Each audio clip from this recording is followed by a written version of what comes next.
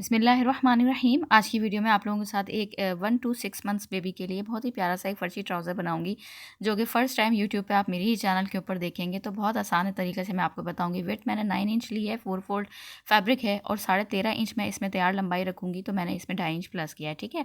अब hip size आपकी बच्ची का जो भी होगा तो आपने उसको 4 से डिवाइड करना है।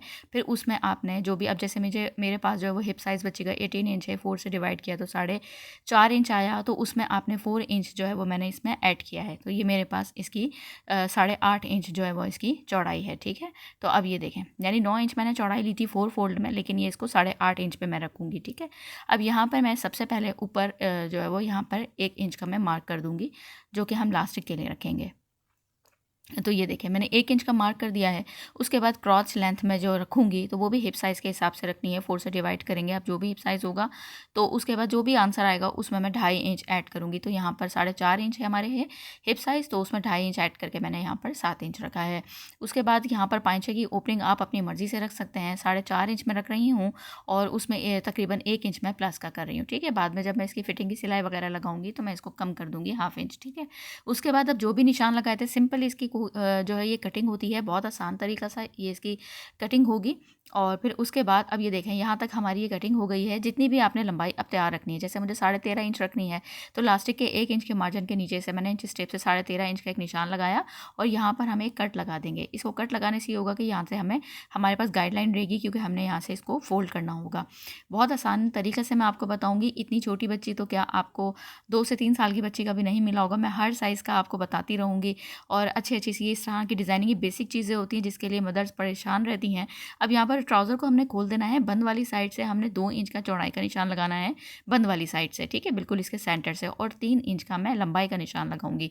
अब जो 2 इंच का निशान लगाया है वहाँ पर आप कट्स लगा लें, ताकि आपके पास प्रोमिनेंट रहे कि कहाँ तक आपने इसको फोल्ड करना है। ठीक है। अब इस तरह से इसको हमने फोल्ड कर दिया है डबल, ये देखें।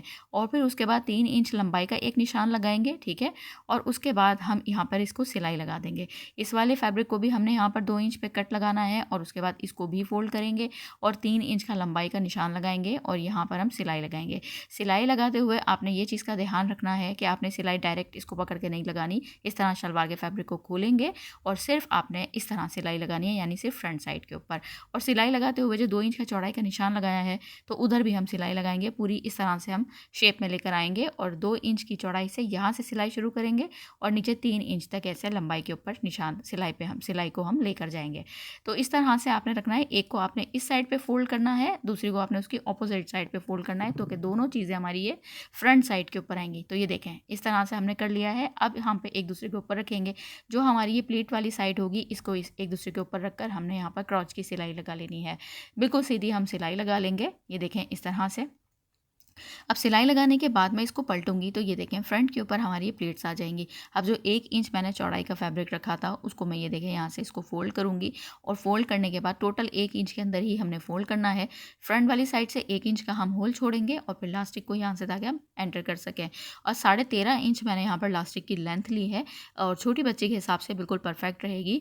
हल्की सी लूजिंग में होती है, टाइट नहीं होनी चाहिए, ताकि बच्ची को किसी भी किस्म का कोई परेशानी ना हो। ठीक है। अब यहाँ पर देखें, एक साइड से इसको एंटर करके दूसरी साइड से एग्जिट करके हमने यहाँ पर एक दूसरे को ओवरलैप करके सिलाई लगाएंगे। फिर जो 1 इंच का होल छोड़ा था उसको भी बंद कर देंगे। अब यहाँ पर हमारा यहाँ तक का ये ट्राउज़र तैयार हो गया है। शलवार स्टाइल का ट्राउज़र होता है, बहुत आसान तरीका होता है, बस कुछ मेजरमेंट्स होती हैं जिसकी वजह से मदर्स परेशान होती हैं। तो आप बेफिक्र रहें। इस चैनल मैंने बनाया ही किड्स के लिए इसलिए है कि यहाँ पर सारी बेसिक चीज़ें, हर तरह की खूबसूरत खूबसूरत डिज़ाइनिंग के शलवार ट्राउज़र हर साइज़ के मैं बनाऊंगी। ठीक है। अब यहाँ पर देखें, जो मैंने जो एक निशान कट्स नहीं लगा लिए थे, तो वो कट्स लगाने के बाद अच्छे से फोल्ड किया। फिर ज़ीरो की बुकरम मैंने यहाँ पे लगा दी है।